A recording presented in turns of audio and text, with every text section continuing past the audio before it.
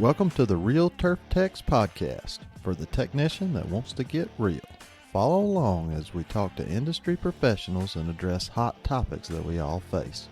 Along the way, we'll learn tips and tricks. I'm your host, Trent Manning. Let's have some fun.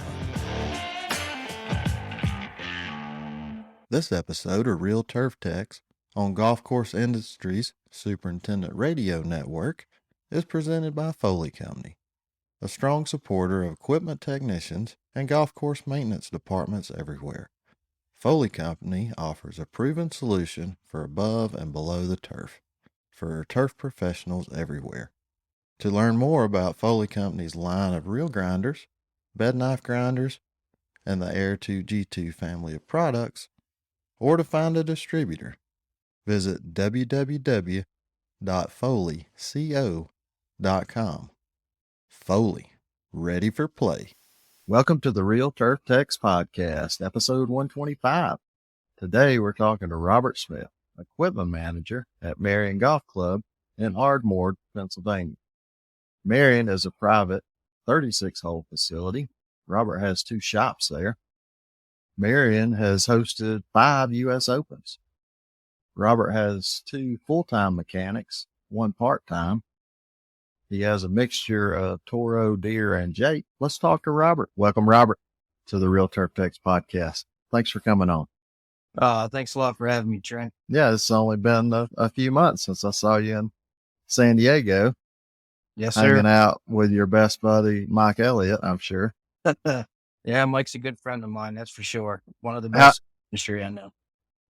How far do y'all go back? Gosh, it's been probably about 10 years. Okay. So, the good thing about this area is we got a lot of really good techs in the area that we communicate back and forth on a daily basis. So if we're not talking shop, we're playing golf. So that's good. Yeah, we've got to keep that camaraderie going, and it's always a good time hanging out with Mike. So awesome. What about Terry Apple? Yeah, Terry's a good friend of mine too. Okay, good. Talk to Terry, not probably as often as what I should, but when you get into the whole mayhem during the season, it's less and less talking. But off season, I talk to him from time to time, and gosh, he's only a few miles down the road from me. So, well, the next time I get up there, I'm going to stop by and see you too. I stopped by his shop a couple years ago when I was up that way. Okay. And I stopped by and I saw Mike at the one South New Jersey. Okay. Cape May, down that way. I don't remember the name of that club. National?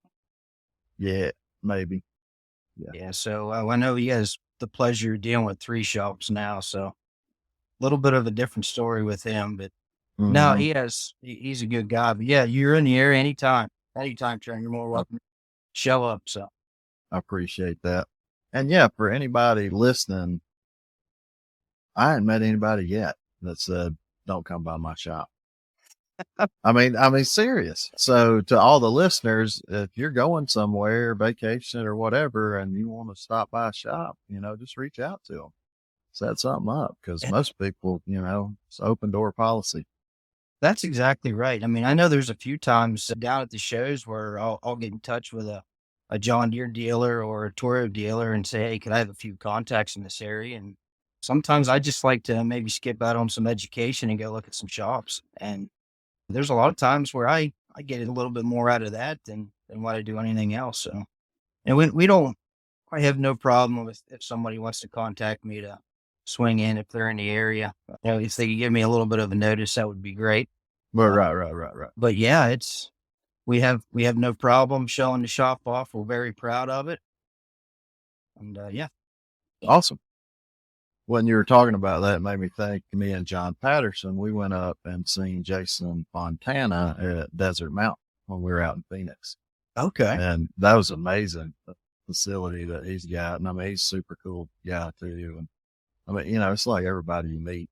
I know there's probably some a-holes in the crowd, but most everybody's pretty cool, Yeah, they are. I mean, I think, especially in this business, everybody has the same goal, right? And I met a lot of really nice people in this industry.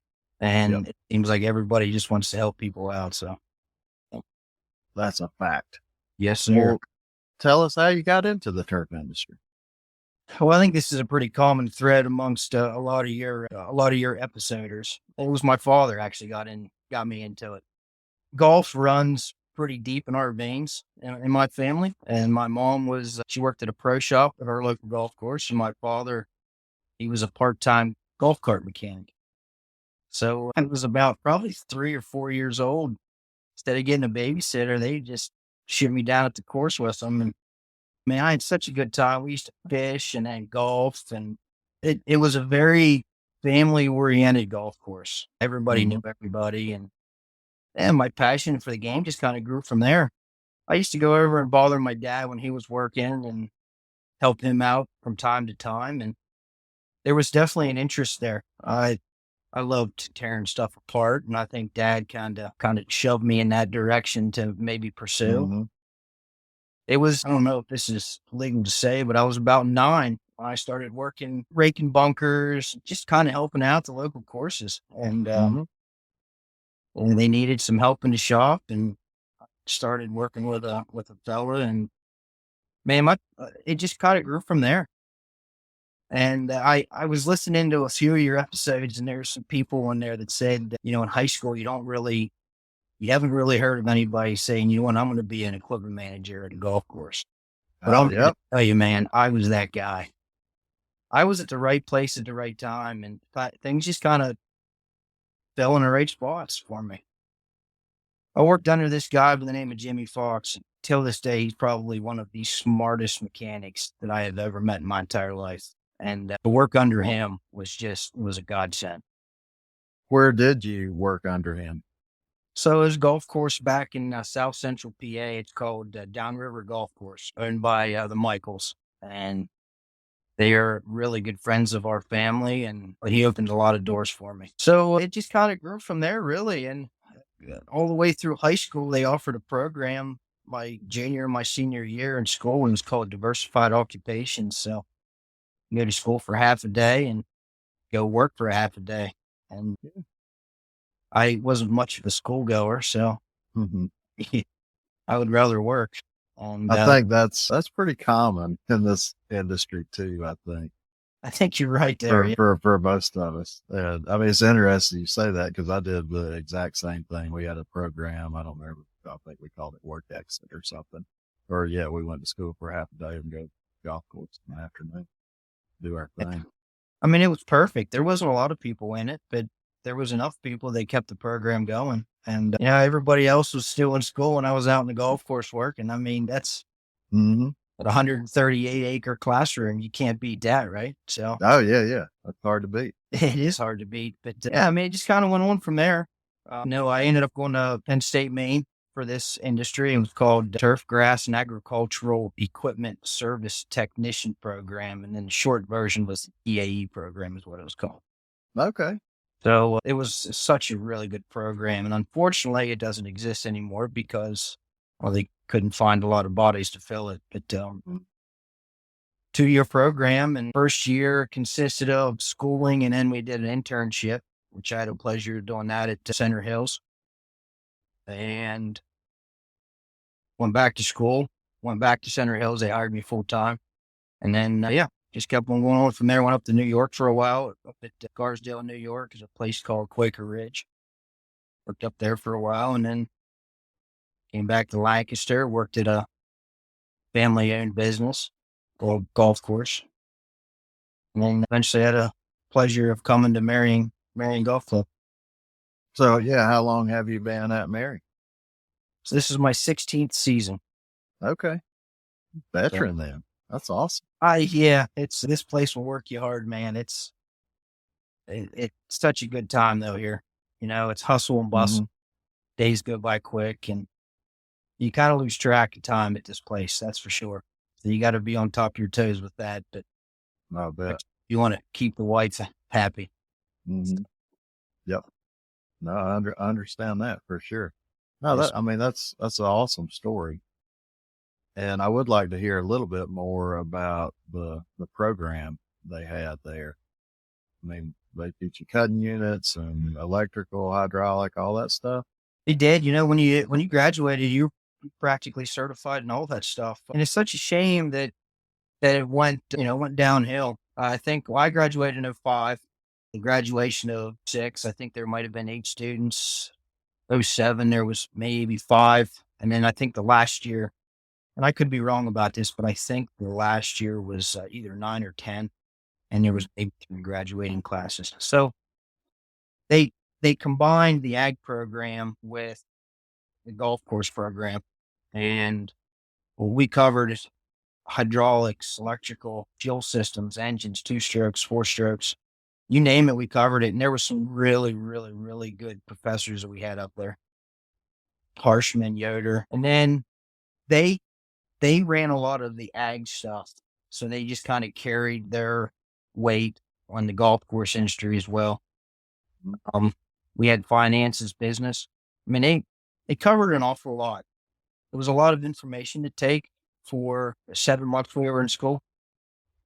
And we even covered welding, torching, TIG, Oh yeah. stick. Cool. It was just a really, really good program.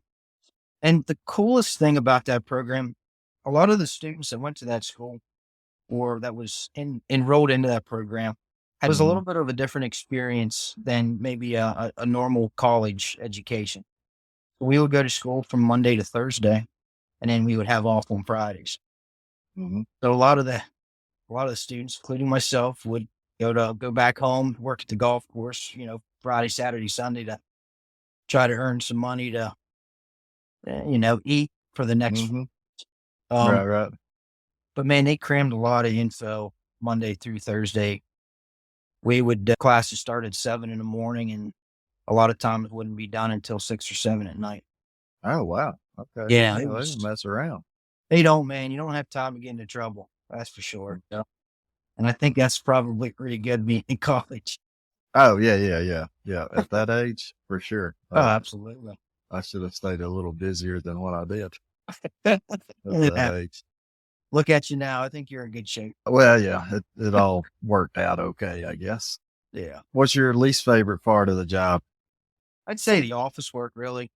I'm kind of a go guy. And to sit down and code bills and answer emails, and I struggle with that a little bit. I really I have a hard time finding time for it, to be honest with you, but it's something that you have to do, right? Well, my personal opinion, the reason that you struggle finding time for it is you don't like doing it. And I'm in the exact same boat. It depends. If I'm sitting behind the computer researching something, like trying to find a part, aftermarket, something like that, I can get into that. But just filling out POs and paperwork and coding stuff. Yeah. It gets old pretty quickly, but for sure. It's all good though. It's part of the job, right? Yep. That's it. What's your favorite tool? I tell you, man, as goofy as this sounds, I actually have it right here. It's a little screwdriver, little pocket screwdriver, man. It's saved me hours of hassle. Sometimes I forget I have it in my pocket until I need it. But this thing's fixed rust mowers for me before. It's just, right. Yeah. It's fantastic to pop off controller plugs, or if I'm trying to pry something up just a little bit. But it's definitely one of my favorites. I have a few more, but it's not. I love all my tools, to be honest with you, right? So it's, right. it's a little pocket flashlight I use all the time. But right here in my left pocket, that's my heartbeat. Yep. No, I'm right there with you. I carried one of the little steel screwdrivers in my pocket for years and years and years.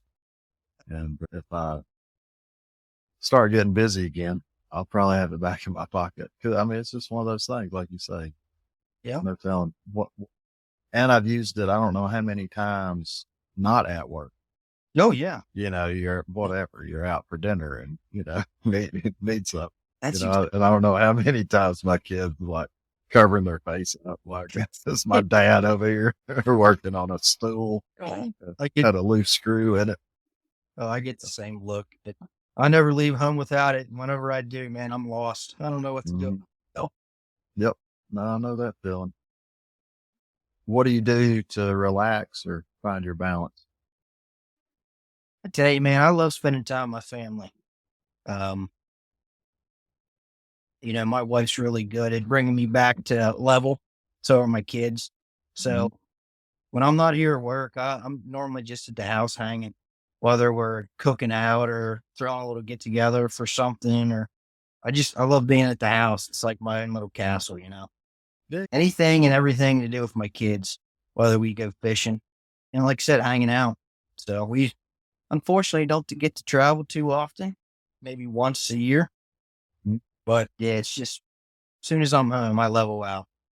Over the years, I've gotten pretty good about leaving work at work and not bringing that home. So That's a challenge too. It I most mean, certainly it was for me for years and years and years.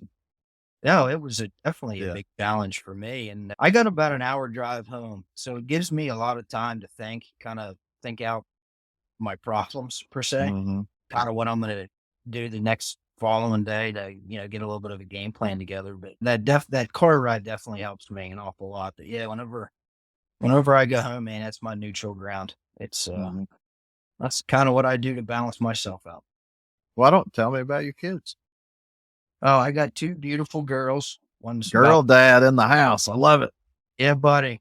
My grandfather, I'll tell you, I'll never forget this. My grandfather said, you have two little girls you're going to be taken care of for the rest of your life. Man, I tell you, my oldest one will cook for me now when mama's not around, and Oh, nice. it's fantastic. So, yeah, she's soon to be 14, just getting ready to go into high school. Okay. And my youngest one, she's 11, and she's getting ready to go into 6th grade. So, Okay. Awesome. Yeah. yeah. I mean, I got two girls too. They're not so little anymore, 16 and 19, but I don't know. I love it. Oh, It's it's so the much best, fun. isn't it? Yeah, it's the best. Yeah. It really, really is. What's been one of your biggest challenges there at the golf course? I would honestly think hands down training, not necessarily people in my shop, interns, AITs. We got a pretty good turnaround here in Marion, not for a bad reason, but they have a really good internship program set up here Mhm. and very successful. People try to get into it. And, we really want to give them 110% whenever we're training somebody for their sake and clearly for our sake as well. So it's, that's definitely a challenge. You have people that's been in the business a little longer than say the others, but we have a tendency to find a good little program and kind of run with it. So just face it, everybody learns differently. So, Yeah. Yeah. once you kind of figure out how they learn, you kind of just go and run with it. So, Mhm. No, but I mean, yeah, it definitely makes sense. And we all learn different. yep. And yeah, how hard is it to kind of figure out how they learn? You always have this starting base for everybody, and you always start out about the same process, really. You just try to learn about them a little bit. And I've always felt if you're a pretty good people reader, it's not that difficult to kind of swing in their direction. Um, Okay. and at the end of the conversation, we're always like, "Hey, listen, if you ever have any questions, by all means, please ask. We're here to help. We're here to educate you. We want you to get the best education you can out of this. And um, please don't hesitate." So, And I think that would be super important too, is just making sure that they know that, y'all are really there for them as absolutely. much as they are there for you. So Yeah, that's a lot of the awesome setup. people that we get in here, they're so nervous to be on property to begin with, and I think that's normal because I remember that whenever I was, first started working here, man, I was super nervous. I didn't know what to do. But over about a week, you start to get a little comfortable and you know what you can and cannot do. And yeah, I see the same thing from a lot of these younger kids that come in through here. Well, not necessarily kids, but young men and women. So, Yeah. What's the strangest thing you've seen around there? oh my goodness. I was pondering about this for about a week and a half, Trent, and I don't have a good answer for you on that one. I've seen some That's okay. strange things. It's not one particular. one thing I will tell you is there's been a few times where somebody has brought back a piece of equipment that's just completely, not necessarily destroyed, but bent in ways that it shouldn't have been bent. And you don't know whether to applaud them or Mm-hmm. it's crazy how that is. It's like, how did you do that? Mm-hmm. And the best part of it is when they try to tell the story, their story never adds up. Or Oh no. and I've I've actually driven to the scene of the crime before, and it's like, all right, I don't understand how you started there and ended there. I'm not sure Mm-hmm. how that was, but I would say that's probably the strangest thing I've seen with a lot of machines we have around here. Mm-hmm. No, and it is truly amazing. And you reminded me of this story.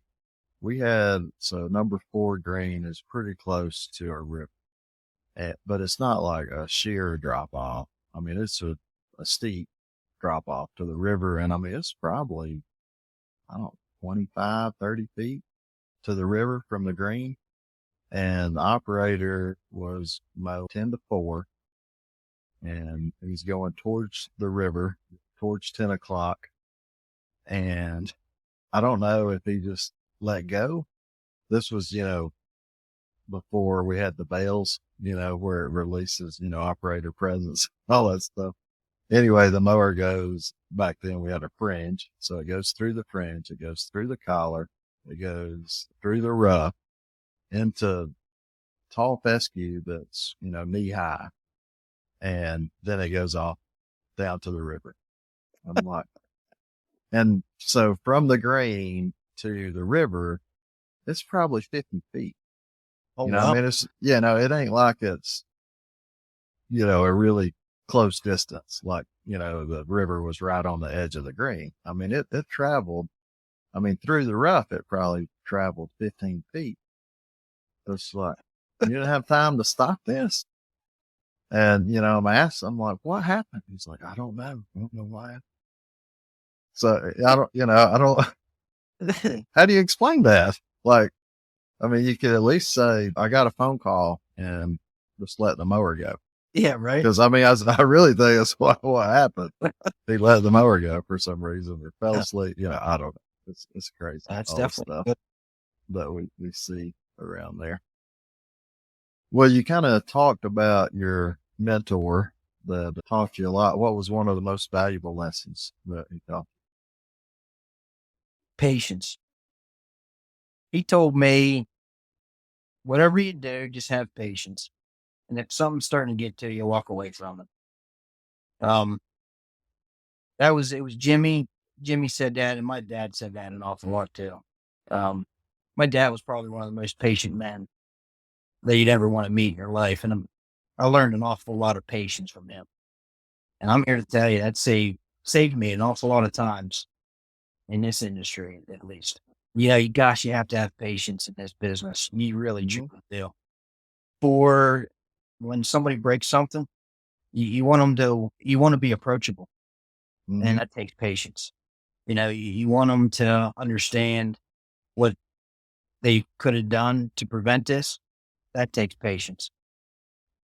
I was working on a 2550 triplex yesterday, and I'm here to tell you I was losing patience. But I walked away from it and kind of regrouped, came back, and you have to have patience. You really, Mhm. truly do. And the funny thing it's not just when you leave work, it's like when you go home. And I think that's really helped me an awful lot. Leaving my work life at work is having patience. I don't leave this place all rowdied up anymore and kind of brush it off your shoulder and just kind of go from there. So How many times have you got frustrated with a piece of equipment for whatever reason? You diagnose troubleshoot, and you walk away and then come back, and it's like the answer's almost staring there, staring at you. more times than I can count, Trent. I don't, it's crazy how that works, and I don't want to go too deep in the weeds on that, but Yeah. yeah, what makes that happen? I don't know, That but yeah, that's it exactly. happens. and electrical. I mean, gosh, you have to have patience with that now. You look at the book and you think you found what that wire is supposed to do, and what it's doing doesn't make any sense at all. And it's just like, okay, I'm going to back off from this a little bit because I'm about ready to blow my cap. Mhm. So yeah, man, more time is none. That's definitely helped me out tremendously by walking away and coming back and kind of regroup and refresh a little bit. So Mhm. Yeah.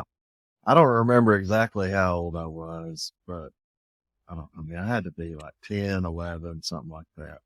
And I think I had the basketball goal, but I've got like a new backboard or something, and I'm trying to put it together, and I get so frustrated. And I go to my mom and I'm telling her, how, it's not right. It's broke. It's not going to work.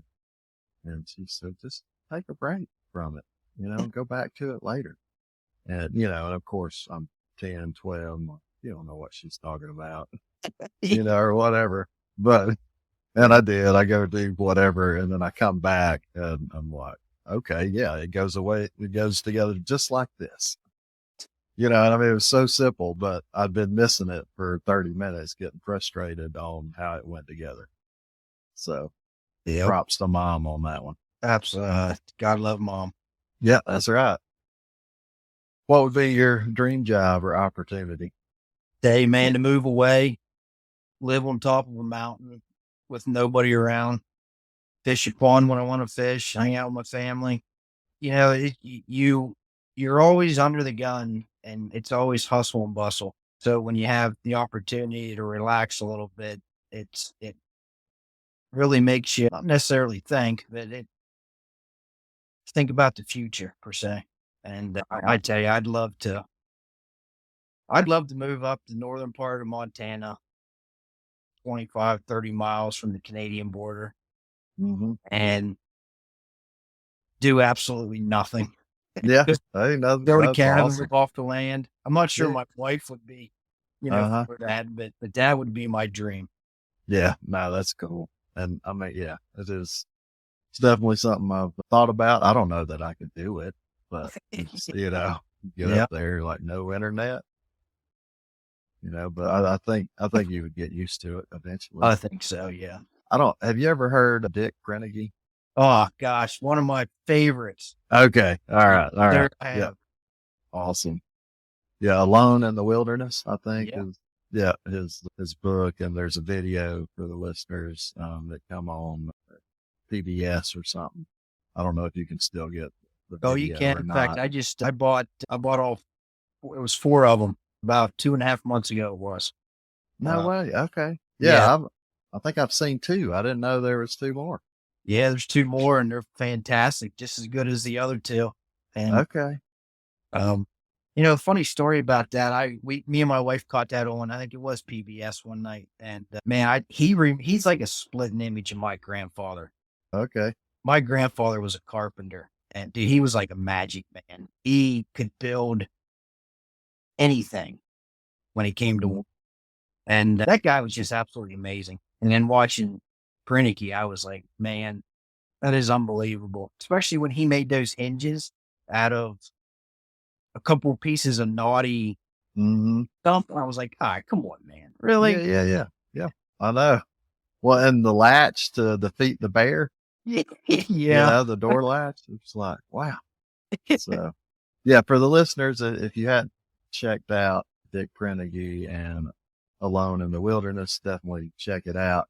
I forget, he's like in his 60s, and he went in the middle of nowhere in Alaska Yeah. and lived there for 25 years up until he was 80 something. Said he couldn't handle the 40 below. So he Yeah. came back home.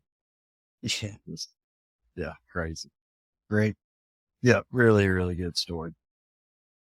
You got a technician you'd like to work with for a day?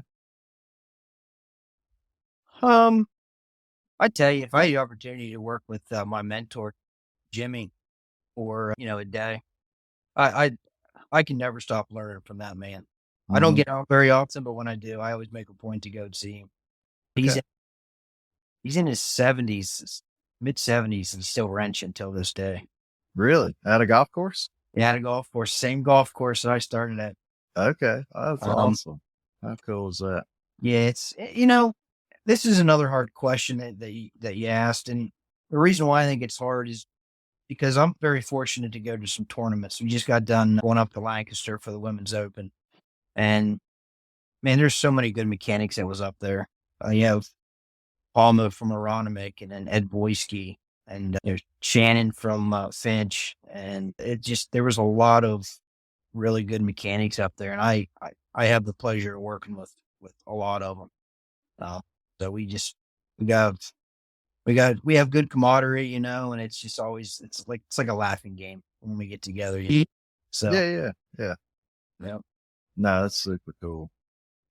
When I went to Del Rey for the 100 PGA in 2018, there was three other one mechanic I've been friends with for a long time. He actually rode up, Corey Phillips. And there's two other guys up there, and we went advanced. And we ground every reel on property. And I'm serious, every reel. And we replaced every bed knife. It didn't matter if it was a brand new bed knife, we took it off and replaced it because that's what they wanted to do. Yep. Hey, I'm up here to work. I'm not up here to judge. No, not at all. So we were doing it. And so Austin Wright was another one. And ever since then, me and Austin, we talk, not all the time, but enough, and Patrick Drinker, he was up there. I mean, we just had the best time. That's awesome. Unfortunately, Chris Rapp, I don't know what happened to him. He left the golf business and nobody's heard from him since. But he was the equipment manager up there. He's a super cool guy. That's awesome. Yeah, super laid back. But I guess the point of all this is for the listeners, take those opportunities or make those opportunities. You can go volunteer somewhere. You're going to learn something. 100%. It's real big on for a week. If you only learn one thing, it was worth it. I mean, oh yeah, just the networking you get in itself. And I love going to other people's shops to see what they do, and not necessarily compare because everybody's different, but I always like to learn something new, and you're always trying to better yourself and further your education. And that's like prime real estate is getting into a golf tournament or whatnot. I've had the pleasure and the honor of volunteering at several opens and just even local tournaments. Doesn't matter what tournament it is. And it doesn't matter what I do. I'll come down there and I'll sweep your floor for you. I don't care. Oh yeah. It's definitely good to be around people that do the same thing you do. Such a small industry, but yet large industry. I can't tell you how many ideas that I brought back to my shop that I use all the time. Yeah. That I saw at somebody else's shop. I'm like, oh, I love that. I'm gonna take that back. I think I've told the story before, but I went over to John Patterson's shop and I go over there, maybe 2-3 times. But this one time I was over there, I only took one picture, and that was his oil sucker. It was a Lincoln, oil drain, but it was also pneumatic with a vacuum on it. This is the best thing ever. So anyway, I got one, and I love that thing. We were using it the other day to suck out the hydraulic fluid out of a hydraulic tank on our chipper. Because it doesn't have a drain on it. Best thing ever. What do you know now you wish you'd known on day one? And don't jump to conclusions. I think it'd make your life a little easier. I know when I first started in this industry, I shouldn't say that I felt like I knew more than most, but I was real quick to say, that's the problem. And then a lot of times it ended up not being the problem. I would say that there's something about doing something once and once only there's just something about it, you don't have to go back over it 3 or 4 or 5 different times. Time's money, and you got to get a good bearing on your time, because a lot of these shops that I've worked at, it was just me, and it's pretty hard to spend 8 hours on one machine versus 2 hours or 1 hour, So take your Yeah. time, do things right, jot notes down.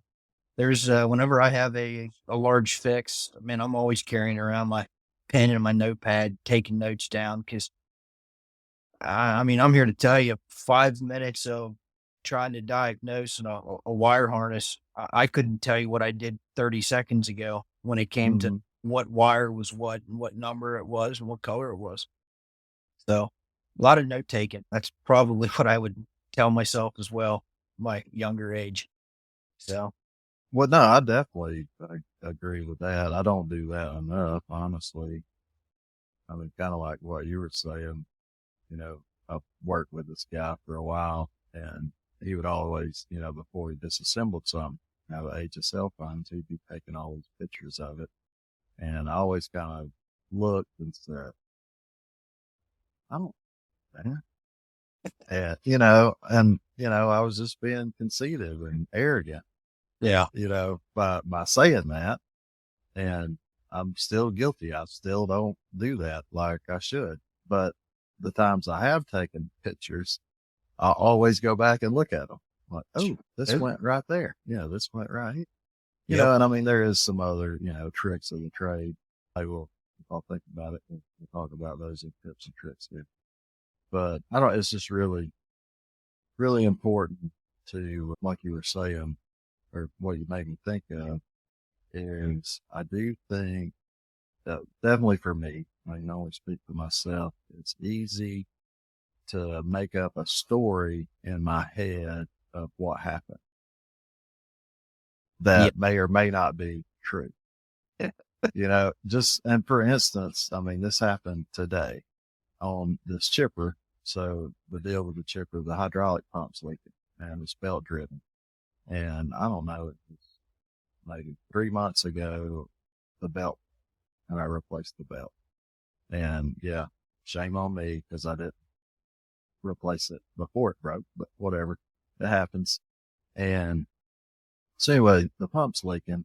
So we get it in, get the pump off of it, and there's a piece of the old belt wrapped around the shaft. So I'm telling myself, well, that took this seal out. So this thing, I'm just going to put a seal in. And then I started inspecting the shaft and went, that shaft moves an awful lot. I think this is gonna need more than just a seal, but that was the story because I saw the belt and I said, oh, This is what it's got to be. And you're talking about that. And I knew this guy, I mean, he's a good friend of mine. And, we were both younger at the time, but he was always really quick to say, that's the only thing it can be. And, I have a hard time saying that, but this is the only thing it can. If I say that, I'm pretty damn certain that's what it is. Yeah, absolutely. Yeah, it brings up a good point too, that I don't know how many times a piece of equipment breaks down. Your bosses are up your ass about getting it going, and you think you have a pretty good time frame on how long it's going to take to fix. But once again, man, you don't jump to conclusions because I guarantee you tell them it's going to take an hour to fix. It's going to take 3 hours to fix because there's going to be something else wrong with it. Mm-hmm. And gosh, that's happened to me several times. And I don't do it anymore. It's one of those things where, hey guys, be patient, and I want to make sure this thing's fixed and fixed right before it leaves the shop. So I honestly can't give you a good enough answer. Mm-hmm. I mean, if it comes to service, that's one thing, but Right. it's never just a service. It's always hey, let's take this injection pump out real quick and rebuild it kind of thing. Right. So it's definitely don't jump to conclusions. That's what I would tell myself for sure. Well, and you're always one broken bolt away from 3 extra hours or, whatever it is. Ain't that the truth? Yeah. That's great. So do you have that person on your crew? You got any of that person? How do you deal with that person? Oh man. Oh, back what I was saying earlier, patience. We do. We have every year we always have that person. You try to, I can't think of any other word other than patient. You have to be patient with them. Mm-hmm. And sometimes you treat them a little differently than the way you treat the other people, you try to explain a little bit better in detail because they always have questions that they fire at you, And a lot of times I find myself get into the whole mechanic language and I lose them within 15 seconds, but they still shake their head. Yes, Right. you Yeah. know, and you just kind of walk away, but, um, you just need to learn how to deal with them really. And you try to educate them as best of your ability. And if you can't, then man, I'm not really sure what to tell you. You've No, done your part. I So think that's excellent advice. Though, have as much patience as you can, and educate them the best you can, and hopefully things work out. yeah. Yeah. Get ready for tips and tricks. What kind of tips and tricks you want to share with us? Tips and tricks, huh? Yeah, what's some of your favorite ones? So, I was watching on TurfNet there a long time ago. This isn't my idea, but this was fantastic. You're trying to fill up a hydraulic reservoir with a funnel, and you know how it just burps on you, and you got a clean shirt, and it just blows back on you. Mm-hmm. You stick a straw in that thing, man, you're golden. It releases the air. There's no burping, and Mm-hmm. you end up putting too much in because you don't realize how fast it's flowing. Right. That's the only problem. But man, I tell you, I use that pretty much every time I fill something up. So Um, just a regular straw? just a regular straw, yeah. You Okay. slip that down in the funnel, and now don't overflow it where it's going to pour into the Right. straw. But yeah, it releases that air, and there's no more burping. All that on Turf now. This was many, many years ago, and I'm like, man, that guy's a genius. Either that or he's tired of doing laundry. I'm not sure what. But I use that all the time. Tips and tricks. I mean, tips. Try to be about as clean as you possibly can around your shop. I mean, once again, time's money, and if you're having a hard time finding something because of it's not put back where it was supposed to, and your shop's messy, then you don't realize how much time you lose throughout the day looking for that 9/16 that you just got done using an hour ago. Most people will probably go and grab another 9/16, but there are going to be a few times where you're going to need two of them. Right. So, Right. Yeah. you know, try to be about as clean as you possibly can. Then that goes for your parts room too. Not that I do it. It's one of those, do as I say, not as I do. 'Cause, Yeah. I struggle. My toolbox is pretty organized, but, stuff in the shop, I don't know what it is. I try. I do. I try. But everything doesn't have a home. And Ah, if yeah. everything, if it doesn't have a home, there's no telling where it's going to be. So yeah, for the listeners, if you can make a home for everything you have, that's the way to. 100%. And then that way, I mean, it's easy to take inventory too. That, you say that's not 9/16 wrench is not in its home. Yeah. Where is it at? And then you go Right. looking for it or, whatever. But one of the other, I guess, tips that I thought, or maybe it's a trick, they were talking about like disassembling stuff is, putting bolts back where they go. Like, Yep. say you pull off a sump cover, off an engine or something, putting the bolts back in there if you can, or putting them in the engine. The other thing I've seen people do, and I've done this before with like head bolts. If I want to keep track of the head bolts and what hole they were in, I'll take a piece of cardboard, just punch the bolt through there, and I'll number. You do the same thing with, valves. Punching through a piece of cardboard, label it with a Sharpie. And the other thing that I guess it's kind of hard to explain over the radio here, but I'll do the best job I can, is witness mark.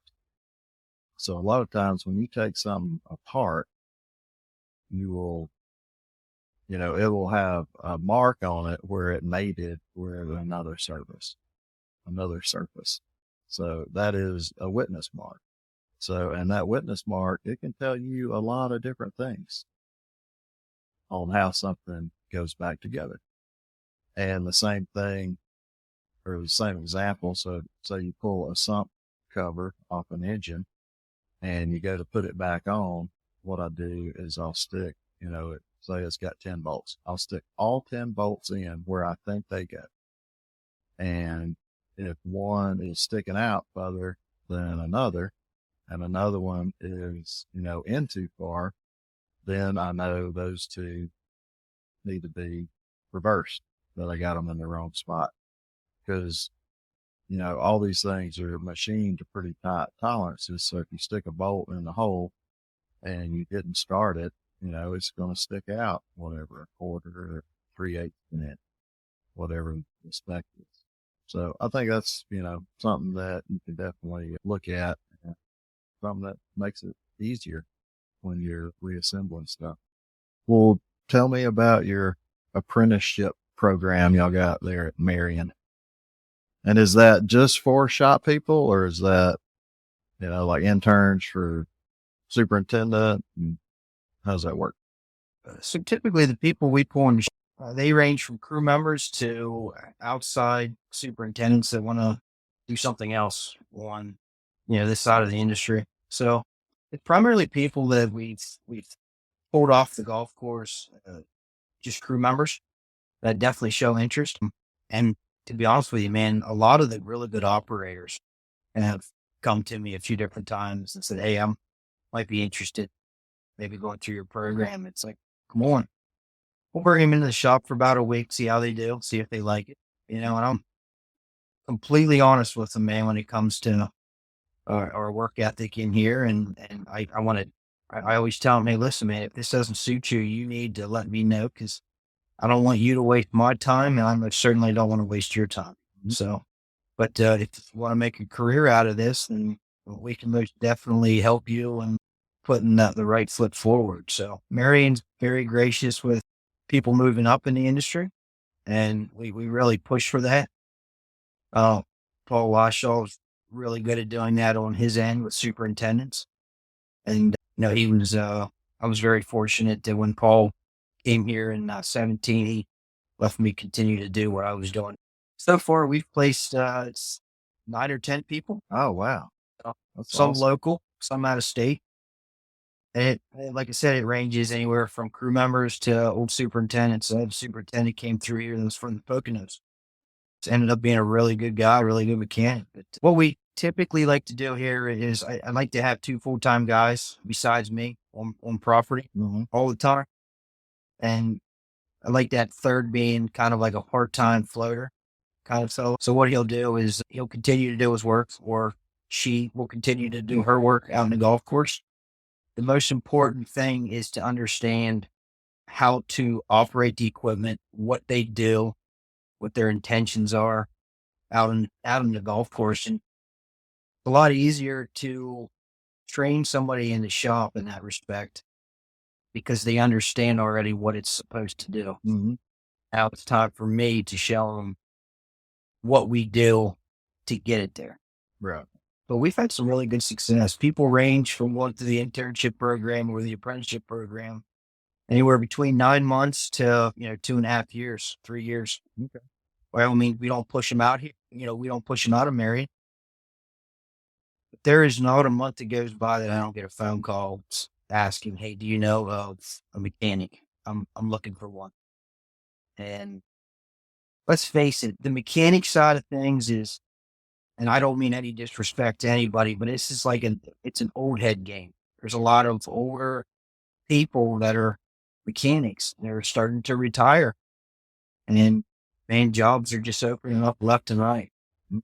And I think a lot of the superintendents understand now that it takes somebody that definitely has background in that sort of thing, because it's such a small niche to place somebody here. And yeah, we'll bring them into the shop. We start out with Real Technology. I have them check in fairway mowers, and they do that for about a week and a half to 2 weeks, and then we just kind of get the ball rolling from there. Do you have anything down on paper as far as the program or anything? Don't, and that's kind of where I lack a little bit at. There's no really set schedule when it comes to educating a mechanic. A lot of my classes are real life. Hey, this workman here is broke down. Come in here. I'm going to show you what's going on. We're going to diagnose it. I'm going to explain what's going on, and where to start, where to stop, and then hopefully we can fix it. So that happens an awful lot. Yeah, I'm right there with you, and I'm fortunate enough too to have some people working in the shop with me. And yeah, every time I was just like, this is a really good learning opportunity. Bring the guy over, and whatever. Okay, this is what we're doing. Absolutely. Yeah. This is what I'm thinking. This is what I want to do. To diagnose or whatever. That would. I think there's a ton of good learning opportunities that come up on a daily basis. Sure. For us in the shop, younger people that have not done it before. And I think it's very rewarding for them too, to see how much they can learn in a very short period of time. Yes, very much so. That's one of the reasons why I do it, man, to see their faces just fulfilled. Very rewarding. And I spoke earlier about my mentor, Jimmy Fox. I mean, he took me under his wing and he didn't have to do it. It's just, he was such a fantastic person to do that. And it's kind of my way of giving back. You see, there's a lot of good mechanics out there that didn't necessarily have that when they first started out in the industry. And if we can bring somebody into the shop here and kind of kickstart their career, and I mean, that's what we're going to do. It's kind of our way of giving back to the industry. That's for sure. No, I mean, I think that is great what y'all are doing. And I mean, imagine if we could get 100 clubs to do that. Oh. How many people is that putting out? Yeah. But a lot of clubs are not willing to do something like that. Yeah. I mean, and that's where the group of guys that we have around here in our general area, you got to tear. Yeah. But, and I mean, that's going to happen. Absolutely. And I know. Yeah. I do think, most people in our field, we like learning hands-on. 100%. Yeah. I don't, we pick things up that way. And I was fortunate enough to have a gentleman work with me for 3 years. Then he actually worked with Corey for 2 years, and now he's at a real high-end force here in Georgia.